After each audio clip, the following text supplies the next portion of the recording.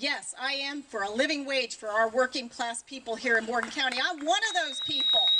I have always had to work for a living, and I've always had to worry about what was going to be a living wage. I know what you people are talking about. I tell you what, we started out in a trailer like a lot of people in West Virginia did, and by hard work, we managed to build a house, and we're farther ahead now, but we need to make sure that we're looking after the people who are working for the minimum wage. And my opponent wouldn't even vote to bump it up $1.50 so that our people could make a living wage. So there's another difference. There's a clear difference between me and my opponent.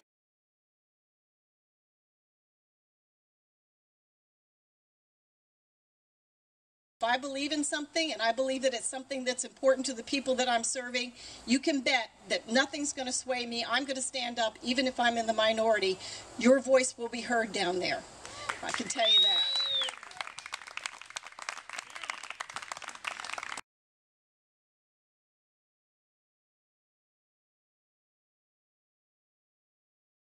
We have Tenalloway Mountain and Cacapon Mountain. And to the west, about a mile from here, we have Sidling Hill, where my husband's family and I have lived for many years, and where his family has owned property probably for up to close to 100 years. These mountains are a part of a range that runs north to Maryland and south to Wardensville and way beyond. The river beside us is the Cacapon River, and it runs through the heart of these mountains. It would be a shame to see the beauty of these mountains and foothills, rivers and streams, and our very way of life destroyed by the practice of mountaintop removal mining or hydraulic fracturing, or fracking as most of us call it. It's happening all over West Virginia, and I've seen both of those firsthand. As a commissioner, I had people come forward and want me to form the Marcellus Shale Committee. Linda Kilgard was the leading person on that, and we did form a committee to study it. And as we studied it, we actually went to Wetzel County. I'm sure most of you know where Wetzel County is. And we saw hydraulic fracturing right up firsthand. And I can tell you people, it's not pretty. It's not pretty. And it's destroying our rivers and streams. Some of the streams have been run dry because it takes thousands of gallons of water to do this fracturing. And the water cannot be put back into the water table or into the streams, because once that water is being used for that, it's full of chemicals, and some of which that we don't even know what they are. It's ruining the lives of the people who live in these areas, I can tell you that. And if they tell you that it's bringing jobs, it's bringing jobs. But they're not necessarily West Virginia jobs. They're people, the people that I saw, the license plates that I saw were Utah, Texas, New Mexico, not West Virginia. They overrun the county. They run the local people out of being able to rent a piece of property for a reasonable price, and they run up the cost of food, they run up the cost of services, and then when it's over with, they leave.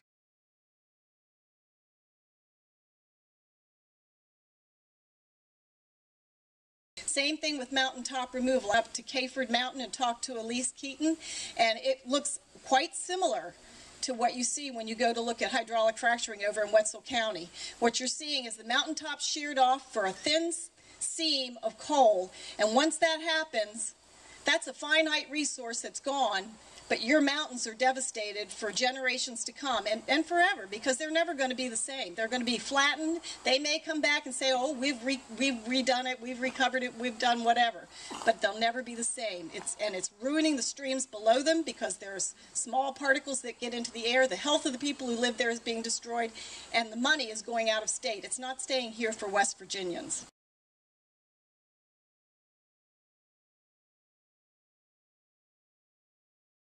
That I am opposed to fracking and mountaintop removal, in case you didn't figure that out from what I just said, but my opponent isn't. He isn't listening to his own constituents. He's not stopping out-of-state corporations from destroying your mountains and poisoning our water and threatening the health of all of us. Instead, he's listening to the huge corporations that have contributed thousands of dollars to his campaign over the last 6 years. When my husband was a boy, you could still drink the water out of the Cacapon. You can't do that today, but it's still clean enough for us to swim and fish and boat in it, and I want it to stay that way. We have to stand up and protect our rivers from further pollution before it's too late, people. This is happening now. This, you know, if we wait another generation, it's going to be too late. We need to stand up to these people and say water is important.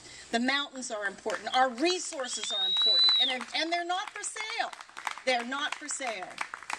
We have to send people to Charleston or are willing to introduce and fight for laws that will protect our way of life here in Morgan and Hampshire County, not protect the out-of-state corporations that are being protected right now.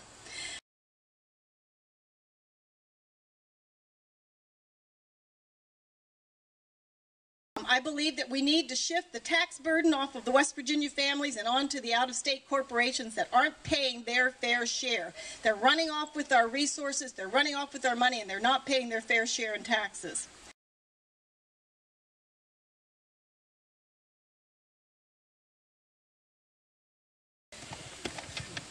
If you want people in office who stand for a living wage, then you want to vote for me. If you want people who are going to stand up the out-of-state corporations, then you'll vote for me. It's going to be difficult to win as an independent, as I'm sure you're all well aware. But it can be done, people. It needs people with feet on the ground. You need to get out there. You need to get signs out. You need to let Steve know where he can put signs. You need to make donations to the cause. You need to pick up those rack cards, hand them out to anybody, and you need word of mouth. Knock on the doors. We need people to make phone calls. We need people standing at precincts, holding those signs on election day. We need all of those things. My name is on those rack cards. Please call me. Tell me what you're able to do. Anything that you can do will be a help. This is a grassroots effort here, and we need everybody to help us out.